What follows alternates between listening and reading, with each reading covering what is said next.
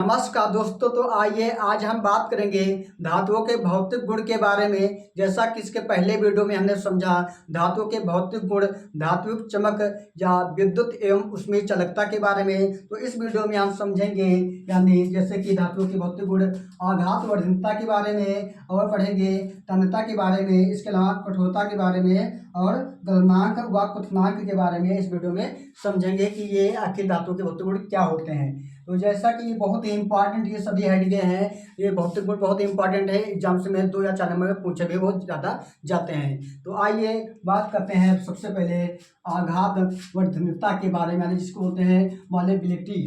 तो ये क्या होता है ये समझते हैं। तो आइए पहले हम इसको पढ़ते हैं, इसकी परिभाषा को तब समझ जाते हैं आपको एग्जाम्पल के द्वारा ये आघात वर्धनता होता क्या है। जैसा कि लिखा है, कुछ धातुएं आघात वर्धनीय होती है, यानी कुछ धातुएं ऐसी होती हैं जो आघात वर्धनीय होती है। यानी क्या होता है, यानी धातुओं में आघात वर्धनता पाई जाती है, क्षमता पाई जाती है। आगे लिखा है जैसा कि अर्थात इन्हें पीट कर धातु की पतली चादर के रूप में परिवर्तित किया जा सकता है। तो आपको समझ में आ रहा होगा कि धातुएं कुछ ऐसी होते हैं जिनको पीट कर क्या होता है, पतली चादर के रूप में परिवर्तित किया जा सकता है ना। ये लिखा है, आगे लिखा है बिना टूटे, यानी बिना टूटे ना धातु है उसको पीटा जाए और चादर के रूप में क्या हो जाए, परिवर्तित हो जाए।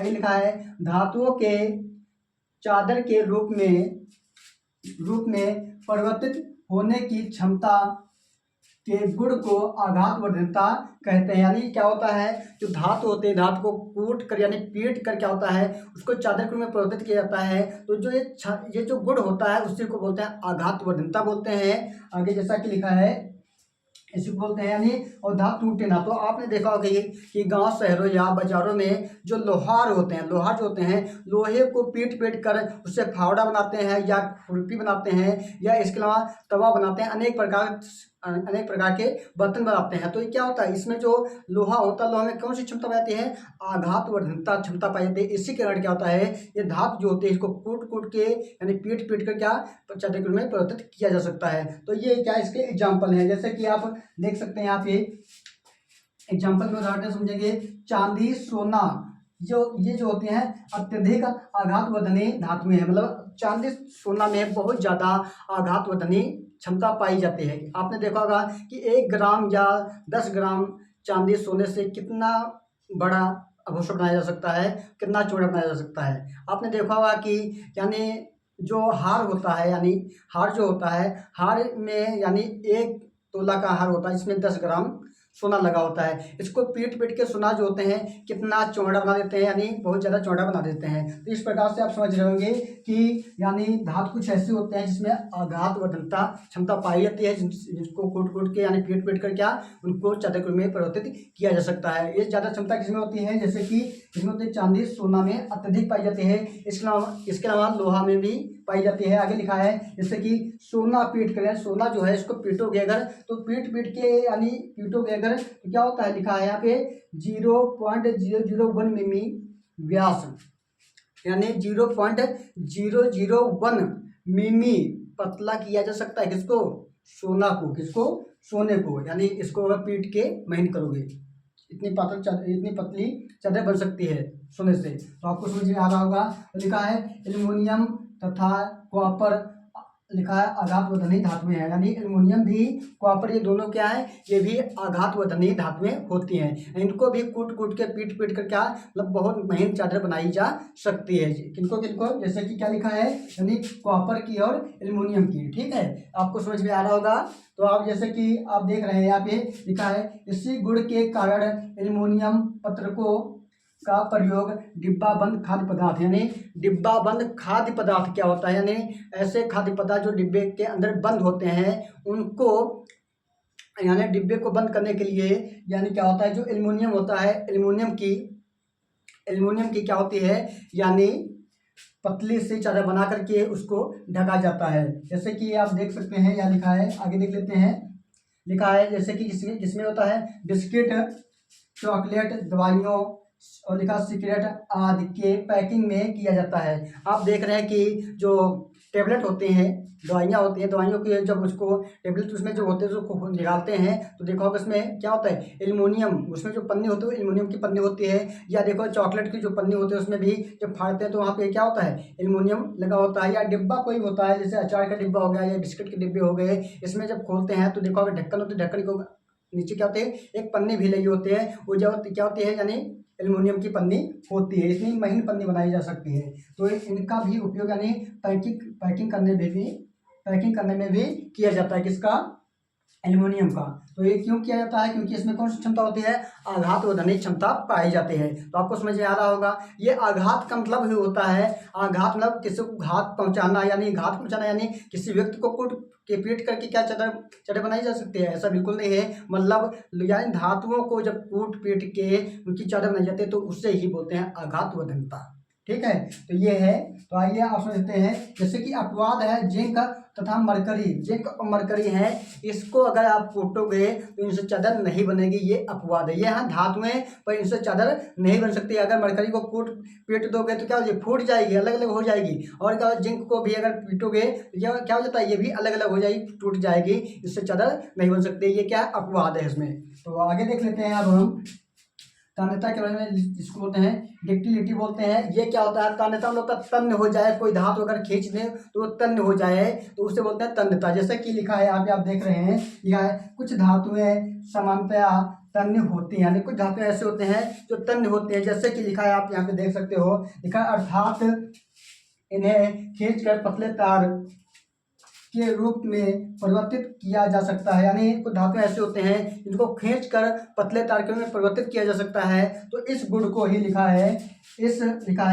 धातुओं के इस विशिष्ट गुण को तन्यता कहते हैं। यानी जो ये गुण होता है कि धातु को खींच लो, खींचने से वो क्या होता है, तार के रूप में, महीन तार के रूप में परिवर्तित हो जाती है।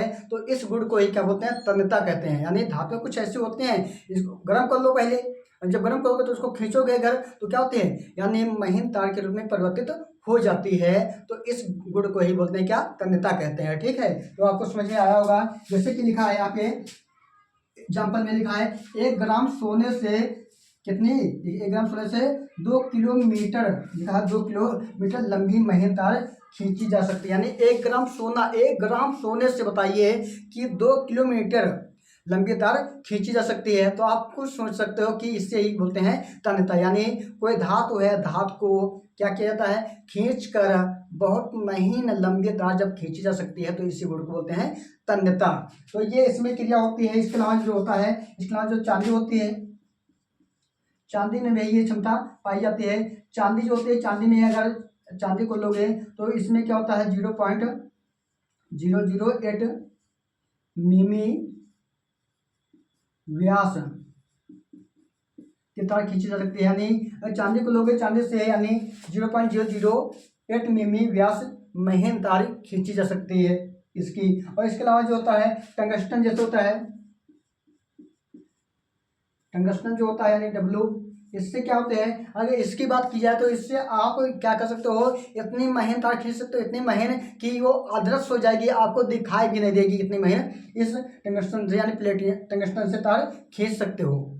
टंगस्टन क्या होता है, टंगस्टन का प्रयोग देखा होगा, जो बल्ब होते हैं, बल्ब के फिलामेंट में टंगस्टन का प्रयोग किया जाता है। जो बल्ब होते हैं, बल्ब में महीन तार लगा होता है, देखा होगा, जो बल्ब होते हैं उनमें महीन तार लगा होता है, वो किसका होता है, वो टंगस्टन का होता है। तो आप बात सपोज करो कि इतनी महीन तार इससे खींची जा सकती है, मतलब अदृश्य यानी होता है, दिखाई भी नहीं देगी।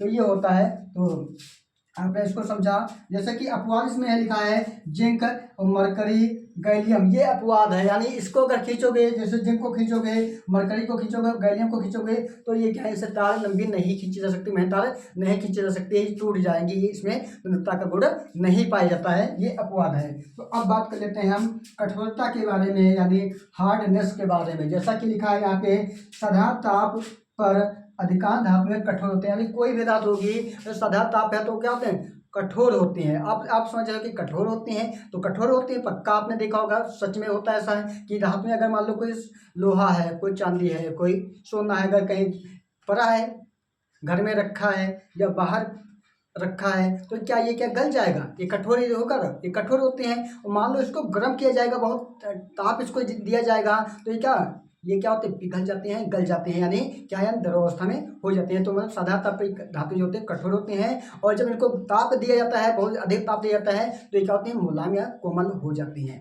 तो इस प्रकार से लिखा है। आगे देख रहे हैं जैसे कि जिसमें ये होता है एल्युमिनियम और तांबा, लोहा, ये जो होते हैं ये साधारण तापमान में, साधारण ताप अगर है तो ये क्या होते हैं, कठोर ही होंगी। जब इनको बहुत ज़्यादा टेम्परेचर दिया जाता है तो ये क्या होती हैं, ये यानी मुलायम हो जाती हैं। तो आप देख रहे हैं अपवाद लिखा है। अपवाद जैसे कि सोडियम तथा पोटेशियम यानी NaKl जो है, ये क्या है, मृदु क्षारीय धातुएं होती हैं, और इन्हें क्या होता है, इन्हें चाकू से काटा जा सकता है। किससे, चाकू से काटा जा सकता है। कि उसको सोडियम और पोटेशियम को चाकू से काटा जा सकता है। क्यों काटा जा सकता है, क्योंकि लिखा है मृदु क्षारीय धातुएं होती हैं। ठीक है, बहुत ही इंपॉर्टेंट यहाँ पे आपके यहाँ पे सभी एग्जाम्पल हैं। एग्जाम्पल अगर आपको एग्जाम्पल्स आते हैं तो आप बहुत आसानी से समझ सकते हो, क्योंकि एग्जाम्पल से यहाँ पे बहुत सारे पूछे जाते हैं। तो आइए अब बात करते हैं गलनांक व क्वथनांक के बारे में। तो ये भी बहुत इंपॉर्टेंट है, यानी इसको बोलते हैं melting and boiling point. Melting यानी पिघलना, बॉइलिंग मतलब होता है उबलना। तो लिखा है यहाँ पे जैसा कि लिखा है, वह ताप जिस पर कोई धातु अपनी, यानी वह ताप जिस पर कोई धातु अपनी ठोस अवस्था से द्रव अवस्था में परिवर्तित हो जाती है। यानी कोई धातु ऐसी होती है जो ठोस अवस्था में है, द्रव अवस्था में हो जाएगी। जब ताप दिया जाता है द्रव अवस्था में हो जाती है, तो इस क्रिया को बोलते हैं गलनांक। क्या होती है, यानी गल जाती है। कोई धातु है, इसको गर्म किया जाएगा बहुत तेजी से, तो क्या होती है, गल जाती है। तो इस क्रिया को बोलते हैं गलनांक। पर और क्या लिखा है इसके अलावा, अगर लिखा है जिस ताप पर धातु अपनी द्रव अवस्था से वाष्प अवस्था में परिवर्तित हो जाती है। और क्या होता है, जिस धातु को ज़्यादा गर्म किया जाएगा, वो द्रव अवस्था में है, द्रव अवस्था से वाष्प बनकर के वो उड़ जाती है, वाष्प के रूप में बदल जाती है, तो उस गुण को बोलते हैं क्या, उसे बोलते हैं क्वथनांक कहलाता है। क्या कहलाता है, क्वथनांक कहलाता है। जैसे कि आप देख रहे हैं Fe, यानी Fe जो होता है, Fe यानी 15-35 डिग्री सेल्सियस पर गलनांक इसका हो जाता है।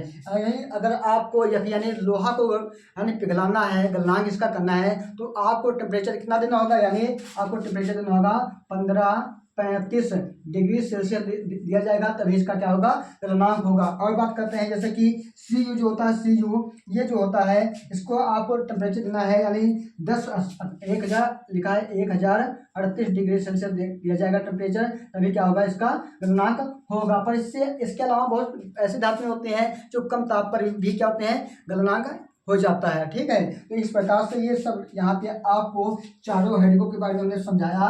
अब इसके आगे धातुओं के भौतिक गुण के बारे में बात करेंगे।